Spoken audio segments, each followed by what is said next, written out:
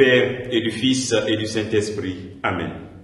Bien-aimés dans le Christ, nous sommes aujourd'hui mardi 3 décembre. Et notre Mère et Église nous invite à faire mémoire de Saint François Xavier, prêtre, un des patrons des missions. Alors, les textes qui nous sont proposés, le texte qui nous est proposé est extrait de l'évangile de Luc, chapitre 10, versets 21 à 24. À l'heure même, Jésus exulta de joie sous l'action de l'Esprit Saint. Il dit, « Père, Seigneur du ciel et de la terre, je proclame ta louange. Ce que tu as caché aux sages et aux savants, tu l'as révélé aux tout-petits.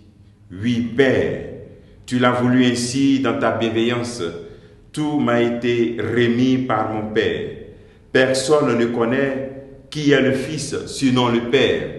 Et personne ne connaît qui est le Père sinon le Fils et celui à qui le Fils veut le révéler. » Puis il se tourna vers ses disciples et leur dit en particulier, « Heureux les yeux qui voient ce que vous voyez, car, je vous le déclare, beaucoup de prophètes et de rois ont voulu voir ce que vous voyez et ne l'ont pas vu, entendre ce que vous entendez et ne l'ont pas entendu. » Acclamons la parole de Dieu. Louange à toi, Seigneur Jésus.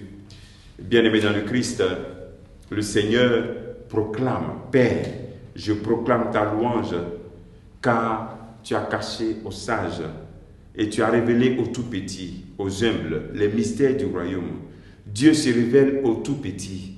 Il se révèle au cœur humble. Et enfin, en une deuxième partie, Jésus se tourne vers ses disciples. Et il leur dit en particulier, « Heureux les yeux qui voient ce que vous voyez. » Ici, nous sommes dans un contexte où Jésus s'exclame. Il a envoyé les 72 en mission. Ils sont revenus rendre compte de cette mission.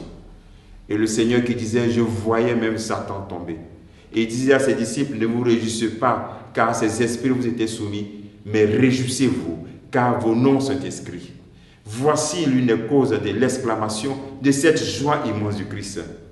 Jésus donne la raison de cette joie.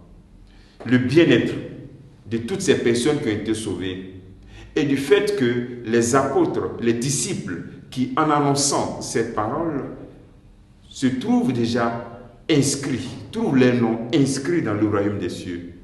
Les 72 reçoivent donc cette mission, reviennent de cette mission, et donc ces 72 qui sont les petits, les envoyés du Christ, suscitent dans le Seigneur cette joie. La joie de la mission bien accomplie, la joie des destinataires qui ont retrouvé cette libération. On pourrait t'inviter aujourd'hui à te poser cette question. Et toi, quelle est la source de la joie? Quelle est la source de ta joie? Est-ce les merveilles du royaume des cieux qui s'accomplissent autour de toi dans ta vie? Qu'est-ce qui est la source de ta joie? Dans ce temps de l'Avent où nous nous préparons à recevoir, à renouveler la présence de Christ dans notre vie, qu'est-ce qui peut nous pousser à nous exclamer vers Dieu et dire « Père, je proclame ta louange ». Le motif de notre joie, ça doit être vraiment l'avènement du royaume des cieux dans notre vie.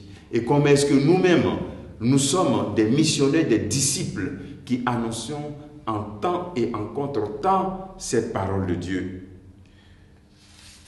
Le Seigneur reconnaît en chacune de nos vies cette présence de sa parole. Vivement que sa parole puisse procurer en toi cette joie. Vivement que tu te reconnaisses en ce jour que ce sont ses disciples. Et aussi, surtout, que tu adoptes une attitude des petits, une attitude humble, c'est-à-dire ceux qui reconnaissent en Jésus-Christ leur maître et qui sont assis à ses pieds, en train d'écouter le maître et proclamer cette parole qui transforme constamment notre vie. Que le Seigneur nous aide dans ce jour à nous exclamer, à dire merci à Dieu pour ce que nous sommes. Merci à Dieu pour ce que nous sommes, ses disciples, et tout ce qu'il réalise et dont notre entendement n'est capable de maîtriser dans notre vie. Que Dieu te bénisse et qu'il nous bénisse tous en ce jour. Au nom du Père et du Fils et du Saint-Esprit. Amen.